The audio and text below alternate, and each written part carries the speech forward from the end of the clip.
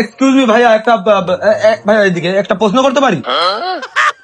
আপনি সিঙ্গেল না মিঙ্গেল যদি একটু জানাতেন। সিঙ্গেল। ও সিঙ্গেল আপনি, যাই হোক খুবই দুঃখজনক ব্যাপার, একটা হ্যান্ডসাম ছেলে উনি এখনো সিঙ্গেল, বয়স আহামরি বেশিও না আবার কমও না। তো ভাইয়া প্রশ্নটা হচ্ছে যে আপনি জীবন সঙ্গী হিসেবে, মানে জীবন সঙ্গী বলতে একটা গার্লফ্রেন্ড আপনার দরকার অবশ্যই, যেহেতু একটা হ্যান্ডসাম। তো আপনি আপনার গার্লফ্রেন্ড মানে ভবিষ্যৎ জীবন সঙ্গী হিসেবে আপনি কেমন মেয়ে চান? প্রেমিকা হিসেবে? প্রেমিকা হিসেবে আপনি কেমন মেয়ে চান? আমার প্রেমিকা হবে এক কথায় চাঁদের মতো। চাঁদের মতো?